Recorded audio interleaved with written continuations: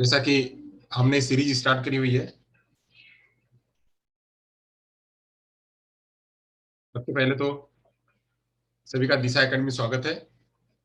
और दिशा एकेडमी की तरफ से हमने जो मॉडल पेपर और प्रैक्टिस सेशन जो शुरू किया हुआ है, उसमें रिवीजन सेशन और प्रैक्टिस सेशन में लगभग ऑलमोस्ट पोर्शन कंप्लीट हो चुका है। अब हम ये सोच रहे हैं कि आपके लिए कुछ रिवीजन के साथ साथ में मॉडल क्वेश्चन पेपर आपके साथ में प्रस्तुत करें, ताकि आपको एक अच्छा एक इनपुट मिल जाए कि आपको इस तरह से एग्जाम में क्वेश्चन आएगा। तो एग्जाम का जो पैटर्न, उसी एग्जाम के पैटर्न के हिसाब से हमने ये बनाया हुआ है।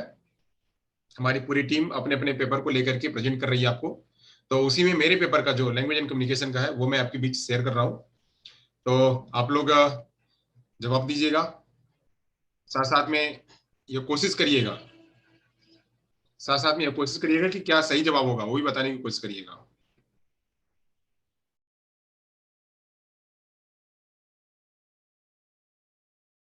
उसमें ऑब्जेक्टिव मल्टीपल चॉइस क्वेश्चंस हैं, फिर ट्रू फॉल्स हैं, multiple choice question true false और एस नो, साथ साथ में फिल इन द ब्लैंक। ये ऐसे क्वेश्चंस हैं, तो उन क्वेश्चनों पर चर्चा करेंगे हम। उन क्वेश्चनों पर चर्चा करेंगे। तो जो कोई ऑनलाइन जुड़ना चाहता है वो ऑनलाइन भी जुड़ करके देख लें।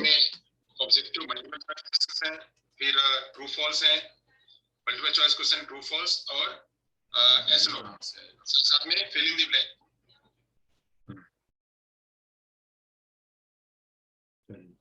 तो आप चैट बॉक्स में हमको चैट कर सकते हैं, चैट बॉक्स में हमको चैट कर सकते हैं।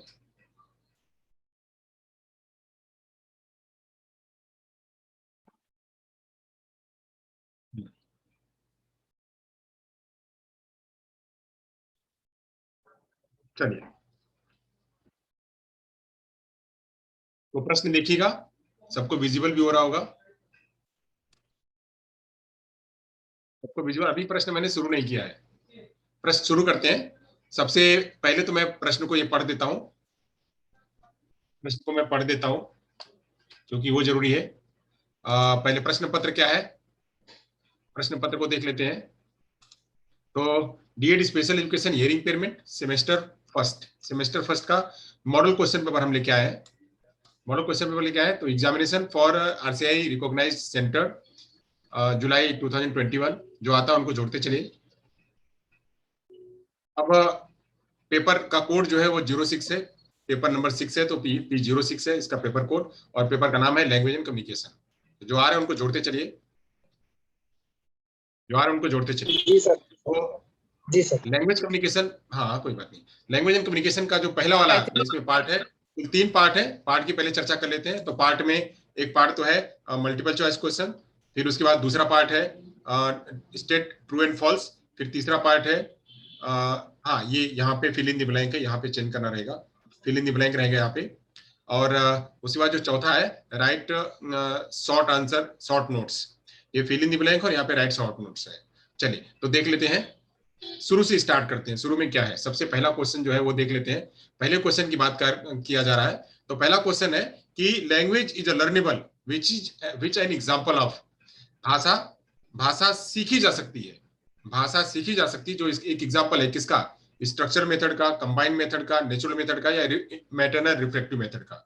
जवाब दीजिएगा, क्या होगा जवाब, क्या होगा जवाब, तीन। तीन इसका जवाब होगा। क्या स्ट्रक्चरल मेथड में लैंग्वेज जो है टीचेबल होती है या नहीं होगा। कंबाइंड मेथड में जब जरूरत लगती है टीचेबल, जब जरूरत लगती है लर्नेबल, दोनों होता है, तो ये भी नहीं होगा। तो ये किसका एग्जांपल है, नेचुरल मेथड का। तो नेचुरल मेथड का इसका एग्जांपल है कि जो भाषा अगर लर्नेबल है तो लर्नेबल है, तो वहां पे जो नेचुरल मेथड है, लैंग्वेज सिखाने की जो नेचुरल मेथड है, वो फिलोसफी वह कहती है कि भाषा को सिखाया जाना चाहिए, भाषा को सीखा जाना चाहिए। तो भाषा को सीखा जाना चाहिए, लर्नेबल है, तो ये नेचुरल मेथड इसका सही आंसर होगा, नेचुरल मेथड। चलिए तो इसके आगे प्रश्न चलते हैं, अगला वाला प्रश्न लेते हैं, अगले प्रश्न पे आते हैं। अगला प्रश्न है the time of critical period is, the time of critical period, जो क्रिटिकल पीरियड है, क्रांतिक काल, क्रांतिक काल कब होता है। तो बर्थ से 6 साल, बर्थ से 3 साल, बर्थ से 2 साल, या बर्थ से 4 साल। क्या होगा जवाब, क्या होगा जवाब, दूसरा तो दूसरा जवाब यहाँ पे कह रहे हैं पृथ्वी कि बर्थ से 3 साल, बर्थ से 3 साल इसका जवाब राइट आंसर है। क्या होगा? बर्थ से 3 साल। तो बर्थ से 6 ईयर्स या नहीं होगा, बर्थ टू 6 ईयर नहीं होगा, बर्थ टू 2 ईयर भी नहीं होगा, बर्थ टू 4 ईयर भी नहीं होगा। क्या होगा right answer? Birth to 3 year. यहाँ पे राइट आंसर होगा बी, दूसरा, दूसरा यहाँ पे सही जवाब होगा। चलिए बहुत बढ़िया, आगे चलते हैं, अगले प्रश्न पे आते हैं। अगला प्रश्न है extended form of SMCR model of communication. जो SMCR मॉडल ऑफ कम्युनिकेशन है, कम्युनिकेशन का जो SMCR मॉडल है उसका बृहद रूप क्या है, उसका विस्तार रूप क्या है? तो speaking, message, channel receiving, source message channel receiving, source message channel recite, या नन ऑफ दीज, इनमें से कोई नहीं। क्या होगा इसका राइट आंसर? ए, सिमरन चौधरी ए, सिमरन चौधरी ए है, कितने लोग? पृथ्वीराज ए 2, पृथ्वीराज का 2, पृथ्वीराज कह रहे हैं 2। चैट आप जो है यूट्यूब पे भी कर सकते हैं, यूट्यूब पे भी आ सकते हैं जिसको आना है। पृथ्वीराज 2, सही बात है 2। सिमरन चौधरी जो है वो एक नहीं होगा, यहाँ पे 2 इसका जवाब है।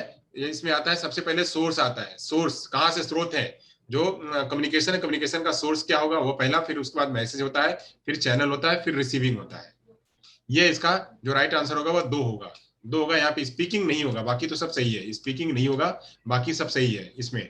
तो जो राइट आंसर होगा वो होगा source message channel and receiving, source message and receiving, ये इसका राइट आंसर होगा, या नहीं होगा, और चौथा भी नहीं होगा। चलिए बहुत बढ़िया, आगे चलते हैं, आगे चलते हैं, अगले प्रश्न पे आते हैं। अगला प्रश्न है 1 का डी, कुल 10 प्रश्न है, तो चौथे प्रश्न पे आते हैं। Dot dot dot is not a scope of communication, communication का स्कोप नहीं है, कम्युनिकेशन का जो क्षेत्र है वह नहीं है। कहाँ कहाँ कम्युनिकेशन नहीं कर सकते हैं? तो कह रहा सोशल लाइफ में होगा, नहीं होगा, या पर्सनल लाइफ में नहीं होगा, या पॉलिटिकल लाइफ में होगा, नहीं होगा, या रनिंग फास्ट, रनिंग फास्ट में नहीं होगा। देशराज गुज्जर 4, पृथ्वी गुज्जर 4, ओके ओके। सिमरन चौधरी डी, सही बात है, सही बात है। लेखराज मीना 4। तो यहाँ पे रनिंग फास्ट, जब हम तेज दौड़ेंगे तो उस टाइम पे कम्युनिकेशन का स्कोप नहीं, तेज दौड़ने में कम्युनिकेशन का स्कोप नहीं है, वहां तो दौड़ना ही है खाली, तो दौड़ने में कहाँ लगेगा? तो जो कम्युनिकेशन है, कम्युनिकेशन हम सोशल लाइफ में कर सकते हैं, कम्युनिकेशन हम पर्सनल लाइफ में कर सकते हैं, कम्युनिकेशन हम पॉलिटिकल लाइफ में कर सकते हैं, तो इन जगहों पे हम कम्युनिकेशन कर सकते हैं। कम्युनिकेशन रनिंग फास्ट में नहीं होगा, नहीं होगा। तो ये इसका जो है वो राइट आंसर होगा क्या? डी, या चौथा, चौथा इसका राइट आंसर होगा। चलिए बहुत बढ़िया, आगे चलते हैं, आगे चलते हैं, पांचवें प्रश्न पर आते हैं। पांचवा प्रश्न है, पांचवें प्रश्न में कहा जा रहा है कि language is a set of sentence, sentence, language क्या है? वाक्यों का एक गुच्छा है, एक सेंटेंस मतलब एक वाक्यों का गुच्छा है, भाषा। Each finite length and constructed out of finite sentence element, set of elements.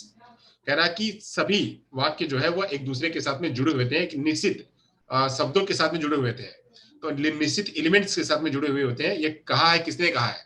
Chomsky ने कहा है, सपीर ने कहा है, लेह ने कहा है, वाइगोस्की ने कहा है। किसने कहा है? किसने कहा है? तो सही बात है, यहाँ पे सिमरन चौधरी बहुत राइट आंसर है, एक।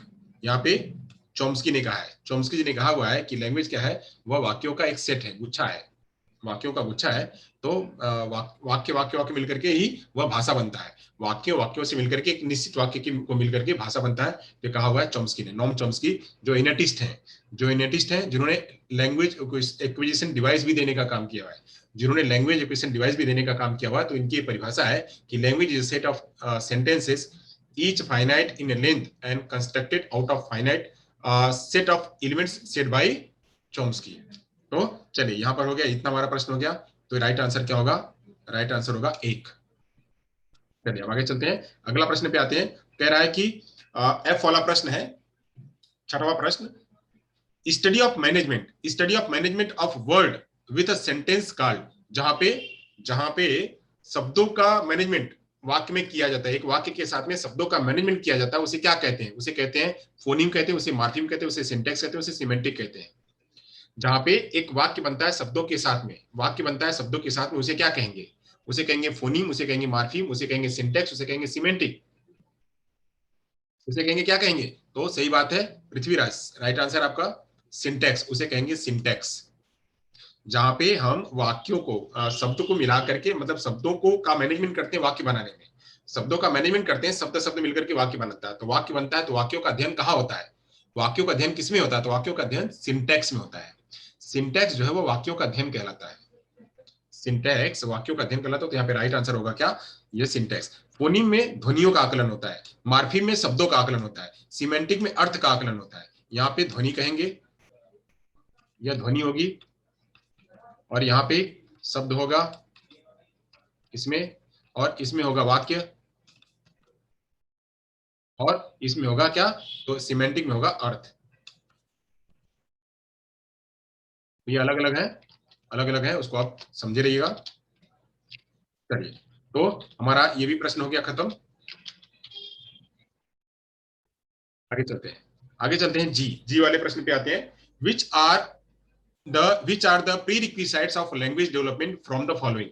निम्न में से कौन सा, निम्न में से कौन सा भाषा विकास की पूर्व आवश्यकता है। निम्न में से कौन सा भाषा विकास की पूर्व आवश्यकता है। भाषा विकास की पूर्व आवश्यकता कौन सी है, तो post lingual deafness, writing skill, innate language capacity, या प्री लिंगुअल डेफनेस। क्या होगा right answer. Which are the following, which are the prerequisites of language development from the following. भाषा विकास करने की पूर्व आवश्यकता कौन सी है। भाषा सीखने की मतलब भाषा विकास करने की पूर्व आवश्यकता कौन सी है, तो पोस्ट लिंगुअल डेफनेस होगा, या राइटिंग स्किल होगा, या इनेट लिंग्विस्टिक कैपेसिटी होगी, या प्री लिंगुअल डेफनेस होगा। जवाब चले गए क्या सब लोग, 5 लोग तो हैं। जवाब 4 नहीं, पृथ्वीराज 4 नहीं होगा। प्रीलिंगुअल डेफनेस, डेफनेस होगा तो डेफनेस से भाषा नहीं होगी, बी भी नहीं होगा, सिमरन चौधरी बी भी नहीं होगा। तो यहाँ पे प्रीलिंगुअल डेफनेस नहीं होगा, पोस्ट लिंगुअल डेफनेस नहीं होगा। डेफनेस थोड़ी, अगर डेफनेस होगी तो बच्चे का भाषा विकास कैसे होगा। राइटिंग स्किल से भी भाषा सीखने को नहीं मिलेगा, क्या मिलेगा, इनिट लिंग्विस्टिक कैपेसिटी, जो है जन्मजात भाषा सीखने की क्षमता। जन्मजात भाषा सीखने की क्षमता होगी तब जाकर के भाषा बच्चा सीख पाएगा, भाषा का विकास हो पाएगा। सर क्वेश्चन समझ ही नहीं आ रहा। अच्छा, क्वेश्चन यही कह रहा है कि पूर्व आवश्यकता क्या है। जैसे भाषा सिखाने के लिए पूर्व आवश्यकता क्या हो सकती है, तो भाषा सिखाने के लिए पूर्व आवश्यकता हो सकती है कि सुनना हो, वातावरण हो, 3 E's हो, और लैंग्वेज एक्विजिशन डिवाइस हो, एक्सपोजर हो, साथ साथ में जो है उसके पास नेचुरल एनवायरनमेंट हो। ये सब क्या है, भाषा सिखाने के लिए पूर्व आवश्यकता है। तो भाषा सिखाने के लिए पूर्व आवश्यकता इसमें क्या होगी, इनिट लिंग्विस्टिक कैपेसिटी, जन्मजात भाषा क्षमता। जन्मजात भाषा क्षमता यहाँ पे वह भाषा सीखने की होगी। यहाँ पे प्रीलिंगुअल डेफनेस, यानी भाषा सीखने से पहले ही डेफ हो गया है, तो जब डेफ हो गया तो भाषा कैसे सीखेगा, और मतलब के बाद हुआ है, यहाँ पे पहले हो गया तब भी भाषा नहीं सीख पाएगा। राइटिंग स्किल से भाषा सीखने को नहीं मिलेगी। हाँ, तो यहाँ पे जो जवाब होगा वह क्या होगा, वह सी होगा, इनेट लिंग्विस्टिक कैपेसिटी। चलिए आगे बढ़ते हैं। Verbal language with Aurel oral mode of communication. Verbal language के साथ में Aurel oral mode of communication से क्या बनेगा, कौन सा मेथड ऑफ कम्युनिकेशन बनेगा।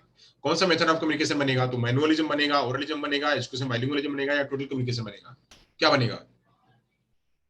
वर्बल लैंग्वेज के साथ Aurel oral mode of communication बनाता है, क्या बनाता है, मैनुअलिज्म, मैनुअलिज्म बनाता है, ओरलिज्म बनाता है, और एजुकेशन बाइलिंगुअलिज्म बनाता है, या टोटल कम्युनिकेशन बनाता है। लेखराज मीणा दो, दो, दो पृथ्वी, दो, दो यहाँ पे ओरलिज्म बनता है। जहां पे verbal language plus aural oral मिल जाए, बोलना सुनना मिल जाए, वो बनता है क्या, ओरलिज्म बनता है। जब मैनुअलिज्म होता है तो यहाँ पे मैनुअल लैंग्वेज, मैनुअलिज्म के लिए क्या बनता है, तो मैनुअल लैंग्वेज, मैनुअलिज्म जब बनता है, मैनुअलिज्म और एजुकेशन बाइलिंगुअलिज्म दोनों एक ही है। यहाँ पे मैनुअल लैंग्वेज यानी हस्त संचालित भाषा, मैनुअल लैंग्वेज और मैनुअल कम्युनिकेशन, मैनुअल लैंग्वेज और manual communication, manual language plus manual communication मिलकर के क्या बनता है, manual language plus manual communication मिलकर के बनता है ये मैनुअलिज्म या एजुकेशन बाइलिंगुअलिज्म। तो ये बनता है इससे। टोटल कम्युनिकेशन में क्या होता है, टोटल कम्युनिकेशन में ये सब सब वही रहेगा, वर्बल लैंग्वेज भी रहेगा, आरल ओरल भी रहेगा, प्लस साथ में क्या जुड़ जाएगा, इसमें साइंस सिस्टम इसके साथ में जुड़ जाएगा, इसी के साथ में साइंस सिस्टम जुड़ जाएगा, साइंस सिस्टम बन जाएगा, जुड़ जाएगा, तो वो क्या बन जाएगा, वो टोटल कम्युनिकेशन बन जाएगा। तो याद रखिएगा, वर्बल लैंग्वेज के साथ में आरल ओरल मिलकर के ओरलिज्म बनता है, verbal language Aurel oral plus science system मिलकर के टोटल कम्युनिकेशन बनता है, manual language plus manual communication मिलकर के मैनुअलिज्म या एजुकेशन बाइलिंगुअलिज्म बनता है। चलिए आगे चलते हैं,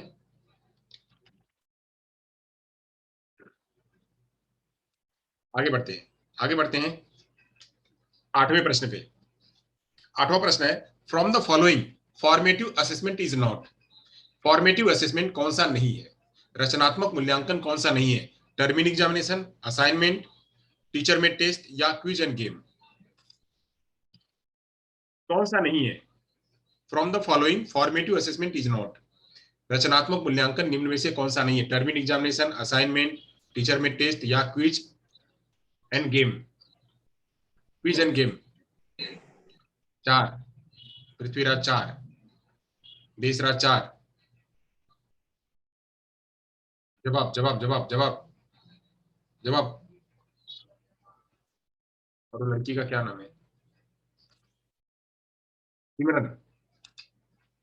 जवाब।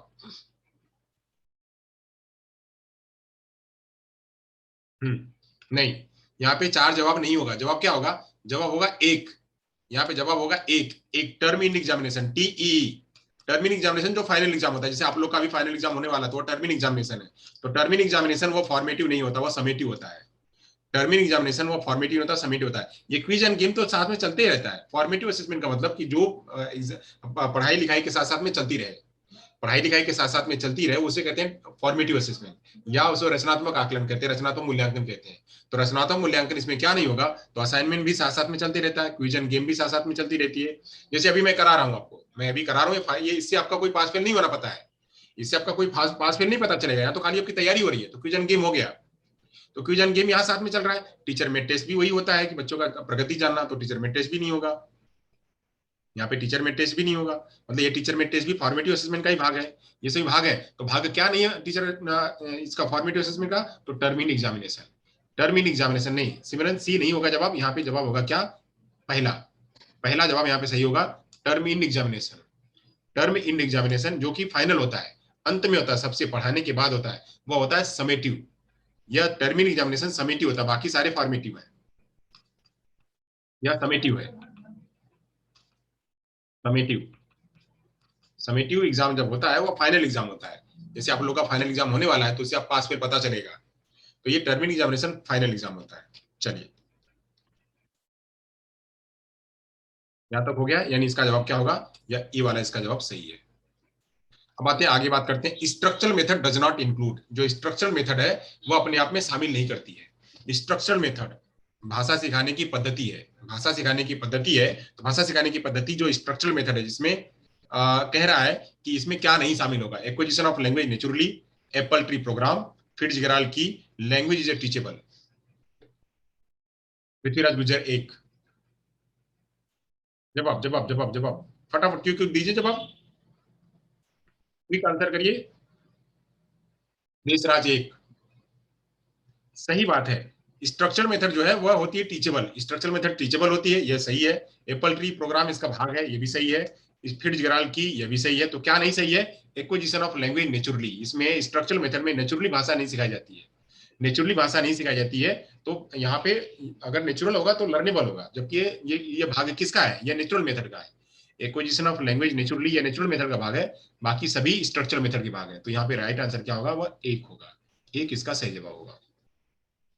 1 इसका सही जवाब होगा। चलिए आगे चलते हैं, यहाँ तक हो गया। अब बात करते हैं ट्रू फॉल्स की। ट्रू फॉल्स है।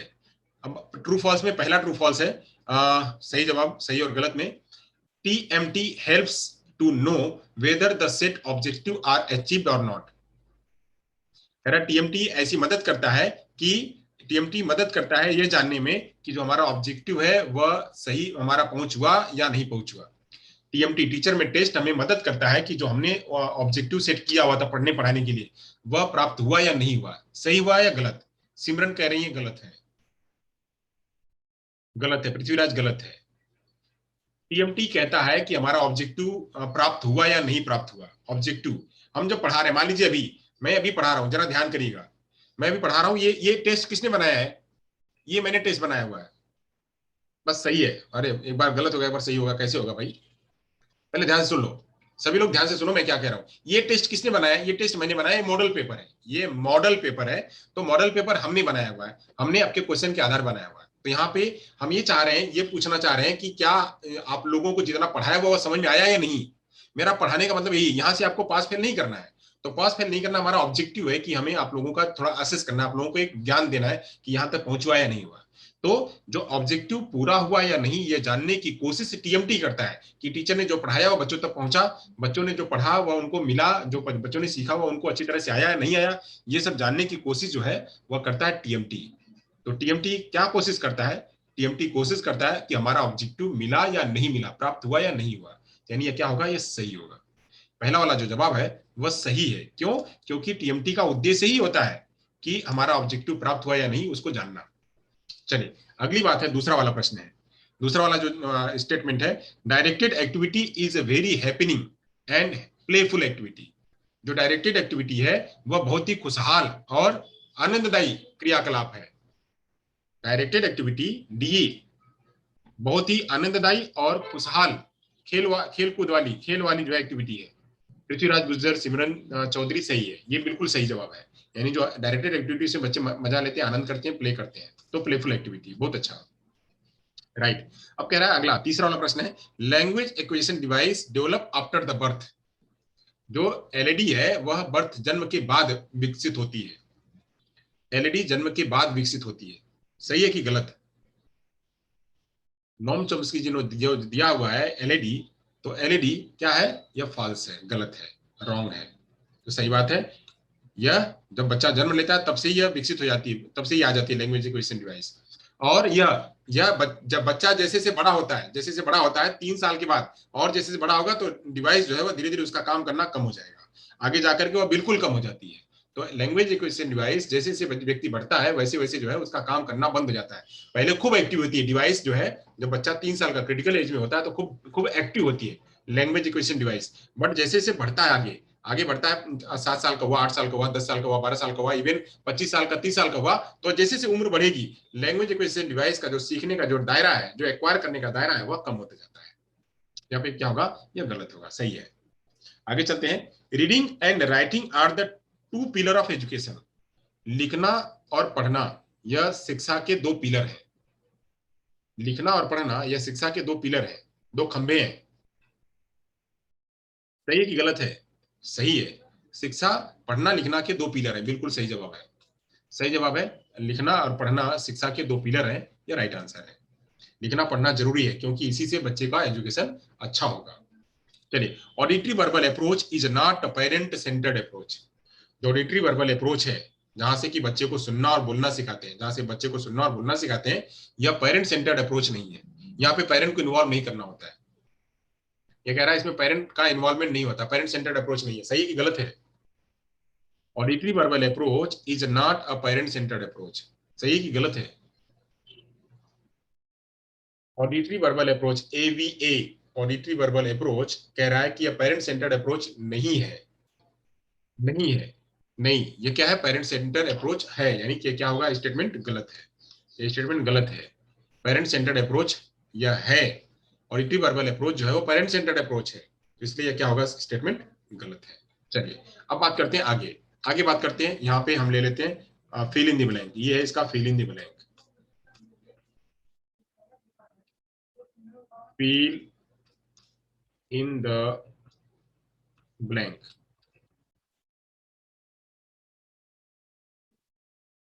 Fill in the blank 5 number का होगा, ये गलत है। फिल इन द ब्लैंक गलत है। यहाँ पे ट्रू फॉल्स गलत है, यहाँ पे फिल इन द ब्लैंक है। चलिए पहला वाला प्रश्न का जवाब है कि सिमकॉम मीन्स, सिमकॉम का मतलब क्या होगा, बताइएगा जरा लिख के, लिख के बताइएगा आप लोग, सिमकॉम का मतलब क्या होगा। सिमकॉम मीन्स बोलने के साथ साइन करना। भैया उसको लिखना पड़ेगा, ये नहीं लिखना पड़ेगा उसमें, बोलने के साथ साइन करना, उसका पूरा लिखना पड़ेगा, सिमकॉम का पूरा लिखना पड़ेगा। हाँ सही है, आप सही कह रहे हो कि बोलने के साथ साथ साइन करना। क्या होगा उसका पूरा काम, पूरा नाम क्या होगा, उसका एक्सटेंडेड फॉर्म लिखना है वहां, सिम कॉम का एक्सटेंडेड फॉर्म लिखना है।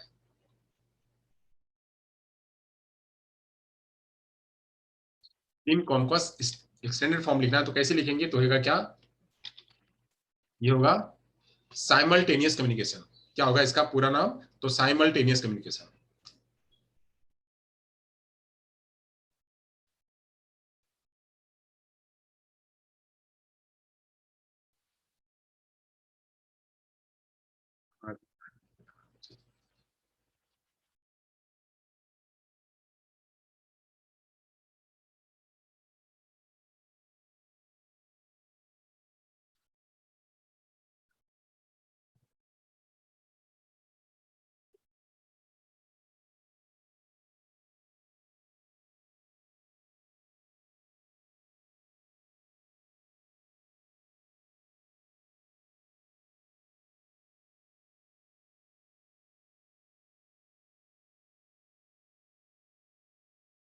Simultaneous,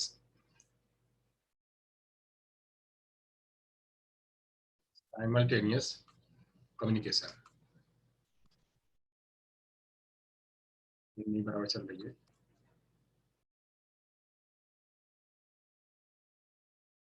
simultaneous communication, simultaneous communication, इसका नाम क्या होगा पूरा? तो साइमल्टेनियस कम्युनिकेशन। तो साइमल्टेनियस कम्युनिकेशन सिमकॉम का पूरा नाम है। चलिए आगे चलते हैं। तो LPT, LPT is type of, कैसा टेस्ट है? एलपीटी कैसा टेस्ट है? Linguistic profile test is a type of test. कैसा टेस्ट होगा? आप कैसा सोच सकते हो? जवाब दीजिए। अगर ऐसा है आपके दिमाग में, अगर मन में आया, मतलब एग्जाम में आया, तो क्या सोच करके लिखोगे कि एलपीटी किस प्रकार का टेस्ट होगा? वहां तो आपको ये कोई नहीं बताने जाएगा कि इसका ऑप्शन क्या होगा, ऑप्शन तो नहीं होगा इसमें। क्या लिखेंगे कि एलपीटी किस प्रकार का टेस्ट है? एलपीटी किस प्रकार का टेस्ट है? जवाब दीजिए। एलपीटी किस प्रकार का टेस्ट है? एलपीटी जो है, एलपीटी कैसा होता है? एलपीटी स्टैंडर्ड टेस्ट है। एलपीटी स्टैंडर्ड टेस्ट है। तो क्या ऐसा होगा? जो एनआरटी टेस्ट होगा, नॉर्म रेफरेंस टेस्ट होगा। कैसा टेस्ट होगा? एनआरटी। एक होता है सीआरटी, एक होता है टीएमटी, एक होता है एनआरटी, एक होता है सीआरटी, एनआरटी, सीआरटी और टीएमटी।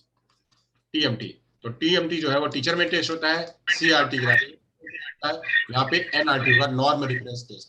तो एलपीटी जो है वो बहुत मानक में बनाया गया हुआ है। तो मानक में बनाया गया हुआ है, तो कैसा टेस्ट होगा? NRT, norm reference test, norm reference test होगा।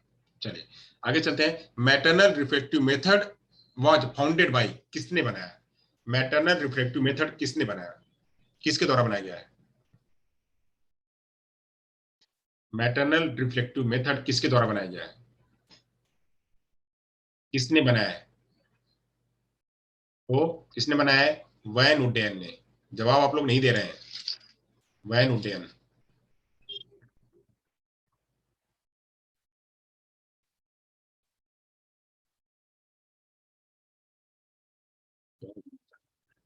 वैन उडेन, वैन उडेन ने बनाया हुआ है। चलिए आगे चलते हैं। चौथा प्रश्न है, चौथा प्रश्न है, dot dot dot type of question gives 100% accuracy. किस प्रकार का क्वेश्चन 100% की एक्यूरेसी देता है? अब यहाँ पे ऑप्शन नहीं मिलेंगे आपको, यहाँ पे खाली फिल इन द ब्लैंक ही भरना पड़ेगा। बताइए किस प्रकार का क्वेश्चन 100% की एक्यूरेसी देता है? जवाब कहाँ गए? सभी लोग हैं कि नहीं है? 6 लोग जुड़े हैं, तो जवाब दीजिए। किस प्रकार का जो प्रश्न है वो 100% की एक्यूरेसी देता है?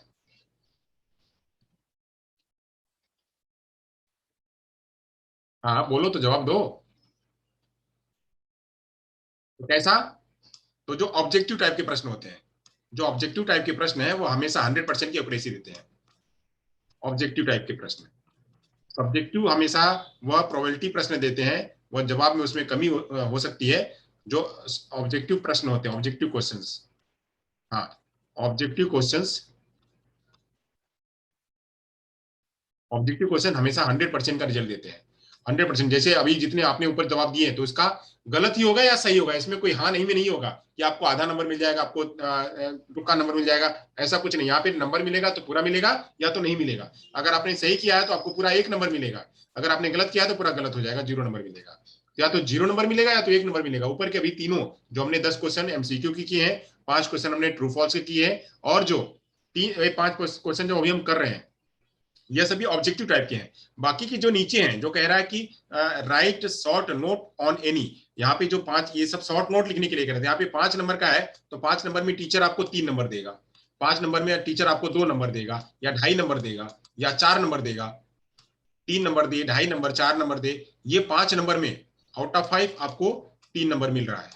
आउट ऑफ 5 आपको 3 नंबर मिल रहा है, आउट ऑफ 5 आपको 2.5 नंबर मिल रहा है, आउट ऑफ 5 आपको 4 नंबर मिल रहा है। तो ये कैसे हैं? ये सब्जेक्टिव टेस्ट है। यहाँ पे पूरी के पूरी ना मार्क्स नहीं मिल रहे हैं, तो इसको कहेंगे subjective test.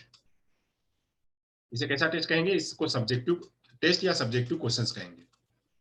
Subjective, subjective questions या सब्जेक्टिव टेस्ट। तो ये जो है टाइप ऑफ क्वेश्चंस, जो objective type of questions gives 100% accuracy, 100% result वो देते हैं। अगर हम बात करें तो उसका कोई प्रोबेबिलिटी जो जवाब नहीं होता, उसका अनुमानित कोई जवाब नहीं होता है। अब आगे बात करते हैं। Birds is an example of morpheme, कौन सा है? अगर हमने कह दिया birds, BIRDS is an example of morpheme, कौन सा मॉर्फीम होगा? बर्ड्स, बर्ड्स एक शब्द है, कौन सा एग्जांपल होगा? सही बात है, बाउंड, बाउंड होगा, फ्री नहीं होगा, बाउंड होगा। कैसा होगा? BOUND, bound. ये बाउंड मार्फिम है। फ्री मार्फिम होता कब? जब इसमें एस नहीं जुड़ा होता।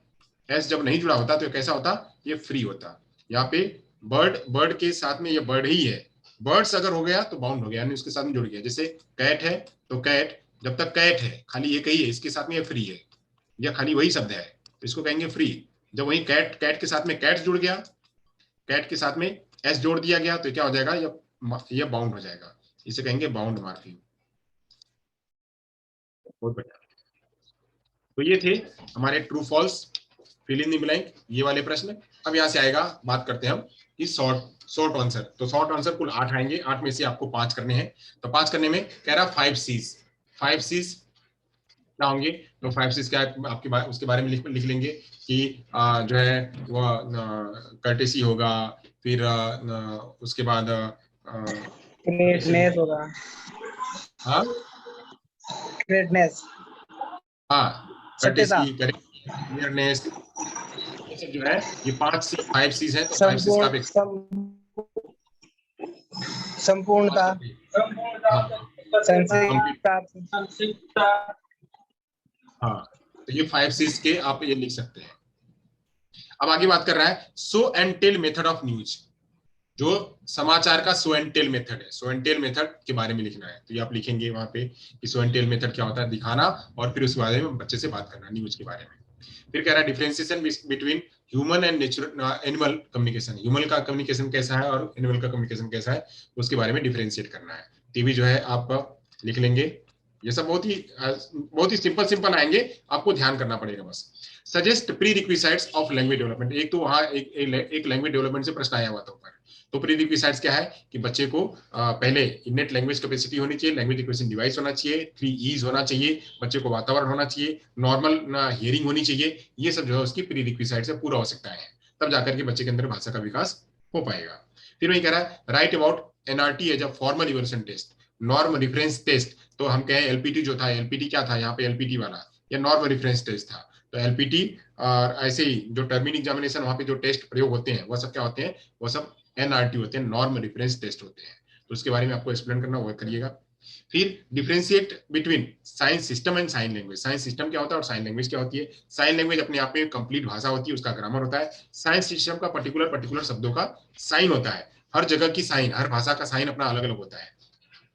हिंदी का साइंस सिस्टम अलग होगा, अंग्रेजी का साइंस सिस्टम अलग होगा, हर भाषाओं की साइंस सिस्टम अलग होती है।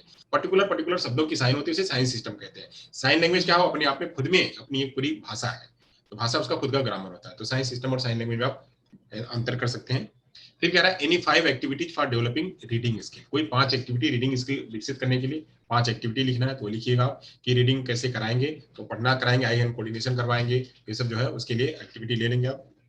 फिर है के टोटल कम्युनिकेशन के प्रिंसिपल्स लिखने हैं। टोटल कम्युनिकेशन का प्रिंसिपल क्या? तो यह सोशल के लिए होता है, इसमें ओरल होता है, इसमें स्पीच होता है। तो जो प्रिंसिपल्स है वो सारे प्रिंसिपल्स आप इसमें लिखने हैं। Now your topic, now your purpose, ये हाँ, ये नो योर टॉपिक तो ये तो रीडिंग में आएगा, नहीं टोटल कम्युनिकेशन की बात है, टोटल कम्युनिकेशन के प्रिंसिपल। हाँ हाँ बोलो। टोटल कम्युनिकेशन के वो प्रिंसिपल थे वो तो सर। हाँ, तो फिर प्रिंसिपल जितने हैं वो 5 प्रिंसिपल है, 6 प्रिंसिपल है, तो 6 प्रिंसिपल यहाँ पे आपको लिखने पड़ेंगे। चलिए, तो ये सब है, इसका एक्सप्लेन आपको लिखना पड़ेगा। कम से कम जो लिखेंगे आप 2 पेज, कम से कम 2 पेज तो लिखेंगे। ये शॉर्ट क्वेश्चन है, क्योंकि ऊपर में आपको लिखना नहीं है, नीचे में लिखना है। तो 2 पेज तो कम से कम एक क्वेश्चन के लिए 2 पेज लिखेंगे। तो 2 पेज लिखेंगे तो 5 क्वेश्चन है, 10 पेज होगा आपका। तभी भी आपके पास बहुत समय, 2 से अगर ज्यादा भी लिखते हैं तो भी अच्छा है। मिनिमम 2 पेज आप लिखेंगे इसके लिए, ठीक है। तो ये कुल 8 प्रश्न थे, 8 प्रश्नों का श्रृंखला, 5 प्रश्न फिल इन द ब्लैंक के, और साथ में जो है 10 क्वेश्चन ऑब्जेक्टिव टाइप के, 5 क्वेश्चन ट्रू फॉल्स के। तो यहाँ से अगर किसी कोई प्रश्न है तो हमसे पूछे।